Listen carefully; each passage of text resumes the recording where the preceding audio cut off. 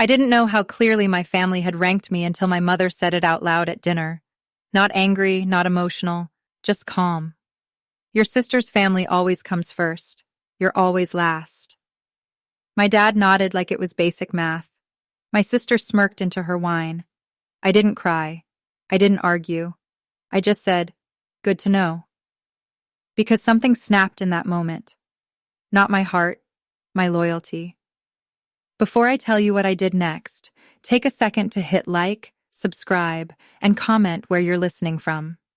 And tell me, have you ever realized you were last in your own family?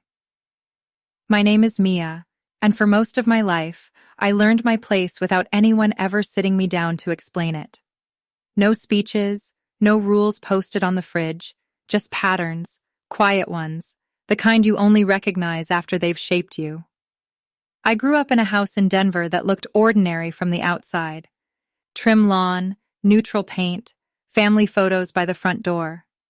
But if you stood still long enough inside that house, you could feel how attention moved, how it flowed quickly toward one person, and how it slowed, thinned out before it ever reached me. My sister had a gravity I didn't. Conversations bent toward her. Plans were made around her schedule. When something went wrong, people rushed. When something went right, they celebrated loudly. I learned early that my role was different. I was the one who didn't need much, the one who could handle it, the one everyone described as strong, like it was a compliment instead of a warning. I didn't grow up unloved. That's the complicated part. I was loved in theory, in reassurance, in phrases like, "You'll be fine and you're so independent." Love that sounded generous, but came with an unspoken condition. Don't ask for more. Don't take up space. Don't need us the way she does. I noticed it in small moments. Birthday mornings where my cake came from the grocery store on the way home while hers was ordered weeks ahead. Family trips where my suitcase stayed in the closet because I was better off saving for school. Graduation days where I took photos for everyone else and stood off to the side holding jackets, watching milestones happen without me in the frame. When I left for community college, no one cried at the airport. There wasn't an airport, actually, just a quick hug in the driveway and a reminder to call when I got there. I paid my own way, worked extra shifts, learned how to stretch money and time because I had to. And every time I succeeded, it quietly reinforced the story my parents told themselves. See, she's fine. She doesn't need us. Years later, when I moved to Seattle for work, the pattern didn't change. Phone calls were brief. Updates about my life were acknowledged, then redirected. "How's work? That's good. Did you hear what your sister's dealing with right now?" I became fluent in listening in, being supportive, and staying calm while my own life unfolded off to the side. By the time of that dinner, the one where my mother finally said the words out loud, I already knew where I stood. What shocked me wasn't the ranking. It was how comfortable they were saying it, as if it had always been obvious, as if I had agreed, and maybe in some quiet way I had. After that dinner, nothing changed on the surface, and that was the point. My parents didn't call to check in. My sister didn't apologize. Life continued smooth and uninterrupted, as if they hadn't just said the quiet part out loud. But something had shifted in me. The requests kept coming just like before. A text from my mom asking if I could watch the kids just for a few hours. A casual mention of bills piling up said lightly like a weather update. My sister forwarding a message about a payment that accidentally bounced followed by a laughing emoji. No one asked directly. They never had to. The assumption was enough. I noticed how automatic my old responses had been. Of course, no problem. I'll figure it out. This time I didn't answer right away. At first it felt wrong, like I was breaking some invisible rule. I'd see my phone light up and feel that familiar pull in my chest, the reflex to smooth things over before they escalated. Instead, I let the phone sit on the counter. I finished my coffee. I went to work. I lived my day. And nothing exploded. That realization was unsettling. The world didn't collapse because I didn't step in immediately. No emergencies, no disasters, just silence. followed later by a second message, then a third, more pointed one. Are you okay? You've been quiet. I was quiet because I was paying attention. I started looking at my own life with the same clarity I brought to my work, my finances, my schedule, my energy. I realized how much of it had been quietly allocated to everyone else. Money that drifted out in small, regular amounts. Time I kept flexible just in case. Plans I never fully committed to because someone might need me. So I began separating things, not dramatically, not with announcements, just practically. I moved money into accounts that were mine alone. I canceled shared access. I stopped covering small payments that had never been discussed, only expected. When my sister asked if I could spot her for now, I replied with a simple, I can't. No explanation, no apology. The reaction was immediate. My mom called her voice tight with concern that felt more like confusion. Is everything okay? You seem distant. I told her the truth. I'm just busy. She paused as if waiting for the rest of the sentence. When it didn't come, she filled the space herself. You know your sister's under a lot of pressure right now. I did know. I had always known. What I was realizing was that knowing didn't make it my responsibility. That was the turning point. Not a fight, not a dramatic declaration, just the moment I understood that being the strong one had become a convenient excuse for everyone else to stop carrying their share.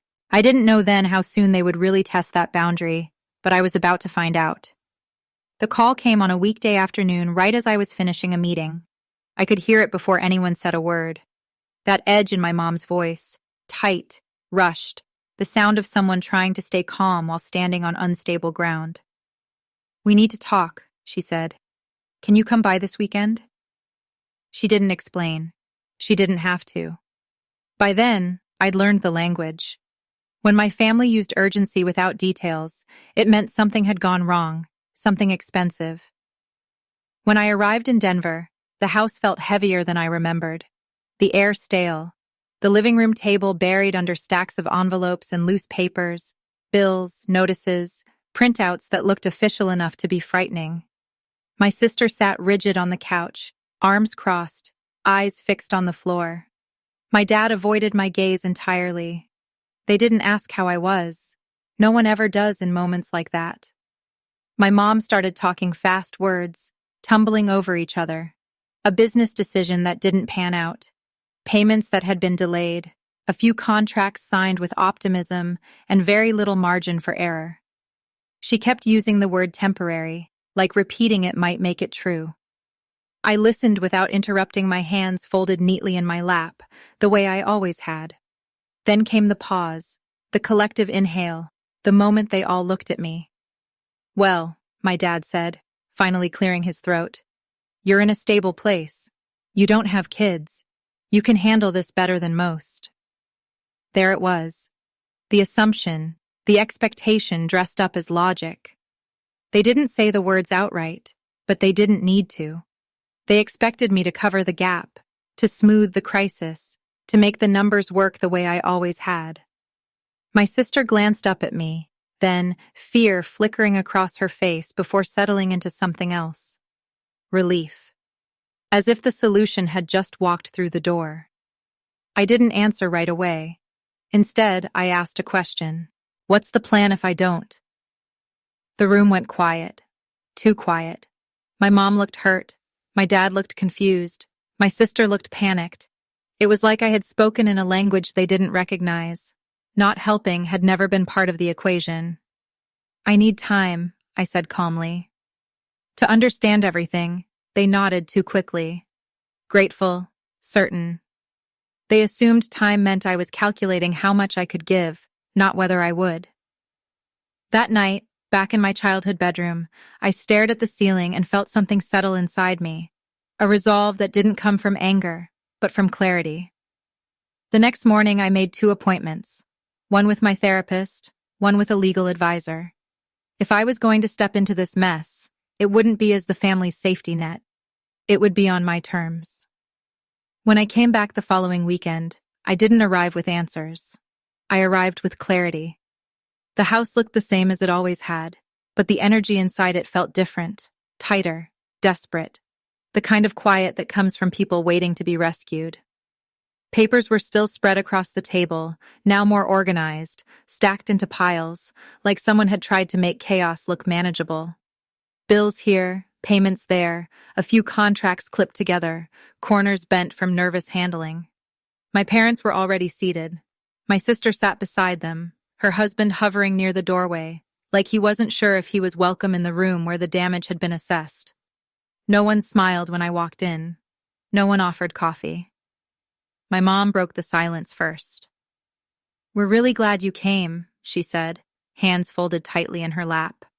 Her voice carried that brittle softness I knew well, the tone she used when she needed something but didn't want to say it out loud. I sat down slowly and placed my bag at my feet. "Let's talk," I said. My dad cleared his throat and launched into an explanation I'd already heard. The downturn, the delays, the bad timing. He spoke like a man presenting a case he'd rehearsed all week, hoping confidence might replace accountability. My sister nodded along, eyes glossy, occasionally adding a detail about stress or the kids or how none of this was supposed to happen. Eventually, the words ran out. That's when my mom leaned forward. "We just need help getting through this part," she said. "Once things stabilize." "How much?" I asked. She blinked. My dad hesitated. My sister inhaled sharply, then answered for them. A number rounded, heavy-spoken carefully, as if the way she said it might make it sound smaller. And after that I asked, "What's the plan?" My dad frowned. "What do you mean?" "I mean," I said evenly, "what changes? So this doesn't happen again." The question landed wrong. My mom's expression tightened. "Mia, this isn't the time to interrogate us." I nodded slowly. "Then it's not the time for me to write a check." The room shifted. My sister sat up straighter. "We're family," she said, her voice rising just enough to carry emotion without crossing into accusation. "This isn't about plans. It's about helping." "Helping who?" I asked. She looked at me like the answer was obvious. "Us." I glanced around the room. "And who's helping me?" No one spoke. My dad leaned forward, elbows on his knees. "You're in a different position," he said. "You don't have the same responsibilities. You're single. You're stable. You can afford to step in." There it was. The logic I'd heard my entire life. The math that always ended with me absorbing the cost. "I can afford to step in," I said carefully, "because I've spent years planning my life as if no one would ever catch me if I fell." My mom's eyes filled. "We didn't know you felt like that." I met her gaze. "You did. You just didn't think it mattered." The room went quiet again, but this time it wasn't confusion. It was discomfort. I reached into my bag and pulled out a folder, sliding it onto the table between us. The movement was slow, deliberate. Every eye followed it. "This is what I'm willing to do," I said. "And this is how." My dad opened the folder first, his eyebrows knit together as he scanned the first page, then the next. My mom leaned over his shoulder. My sister craned her neck, her face draining of color. "This is a loan," my dad said flatly. "Yes," I replied with clear terms. My sister shook her head. "Why are there conditions?" "Because this isn't an emergency donation," I said. "It's structured help." My mom's voice trembled. "You don't trust us." "I trust patterns," I said quietly. "And this pattern has been in place my entire life." The conditions weren't cruel. They weren't punitive. They were practical. Assets had to be sold before any money changed hands. Spending had to be documented.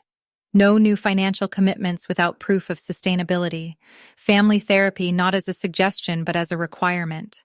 And a written agreement that my name, my credit, and my future would never again be assumed as backup. My dad pushed the folder away from him. "This is cold," he said. "This is how banks treat people." I nodded. "Then treat me like a bank, because when you needed emotional support, I was family. When you needed money, I was infrastructure." My sister's eyes filled with tears. So you're punishing us now. I shook my head. I'm stopping the punishment of me. She looked at our parents, then back at me. If you don't help us, we lose everything. I held her gaze. If I help without boundaries, I lose everything I've built. The words hung between us, heavy and undeniable. My mom reached for my hand, then hesitated as if unsure whether she still had the right. We never meant to make you feel last. I gently pulled my hand back, but you did. And you said it out loud. No one argued with that. My dad stared at the paperwork, jaw tight. So this is it, he said. Sign or sink. No, I corrected him. This is grow or repeat. Time stretched. Minutes passed. My sister wiped her cheeks, her husband pacing behind her. My parents whispered to each other in low, frantic tones.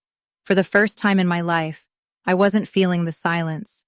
I wasn't offering solutions or softening edges. I waited. Finally, my dad looked up. We need time. I nodded. You have 24 hours. My sister's head snapped up. That's it. That's it, I said, standing. Tomorrow, I'll come back. Either we move forward with this, or we don't move forward at all. As I walked toward the door, my mom called my name. If we say no, she asked, voice breaking, are you walking away? I paused my hand on the doorknob. I'm not walking away from you, I said. I'm walking toward myself. The next day, when I returned, the papers were signed. No speeches, no apologies wrapped in excuses, just shaky signatures and tired faces. The relief in the room was real, but so was the loss. Something had shifted permanently. As I gathered my things to leave, my sister looked at me differently than she ever had before. Not with superiority, not with expectation, with uncertainty. And for the first time, that wasn't my problem to fix. The fallout didn't arrive all at once. It came in quiet steps, each one heavier than the last. The first change was practical. Assets were listed, subscriptions were canceled, expenses were tracked instead of ignored. The numbers stopped being abstract and started becoming limits. My parents downsized their expectations before they downsized anything else. And that alone shifted the tone of every conversation. Family therapy began a few weeks later, awkward at first, defensive. My dad spoke in careful sentences like he was afraid of saying the wrong thing. My mom cried more than she talked. My sister sat stiffly, arms crossed, as if accountability were a language she'd never been taught. I listened more than I spoke, not because I had nothing to say, but because I no longer needed to convince anyone of my reality. The truth had already been written down, signed, and agreed to. Something unexpected happened over time. The panic faded. The urgency softened. Without me quietly absorbing the consequences, everyone else had to carry their share. My sister learned how to sit with discomfort instead of handing it off. My parents stopped using phrases like, "we'll figure it out," when they really meant me a will. The relationship didn't heal in a dramatic way. There were no movie moments, no sudden transformation, but there was space. Space where guilt used to live. Space where obligation had once pressed down on my chest. Back in Seattle, my life felt steadier, lighter. I focused on my work. I slept better. I stopped bracing myself every time my phone buzzed. When my mom called, it was to ask how I was not what I could do. When my sister texted, it wasn't followed by a request. The biggest change wasn't theirs, though. It was mine. I no longer felt responsible for maintaining the illusion that everything was fine. I didn't rush to prove my worth by fixing problems that weren't mine. I learned that boundaries don't erase love. They define where it can exist without destroying you. One evening, sitting alone in my apartment, I realized something simple and profound. For the first time in my life, I wasn't waiting to be chosen. I had already chosen myself. And that made all the difference. For a long time, I thought being last in my family meant I needed to try harder, give more, stay quieter. I was wrong. Being last was never a position to fight for. It was a sign to step out of the line entirely and build a life where my value didn't depend on sacrifice. If this story felt uncomfortably familiar, I want you to know you're not alone. Share your thoughts in the comments. Tell me where you're listening from. And if stories like this help you breathe a little easier, hit subscribe so you don't miss the next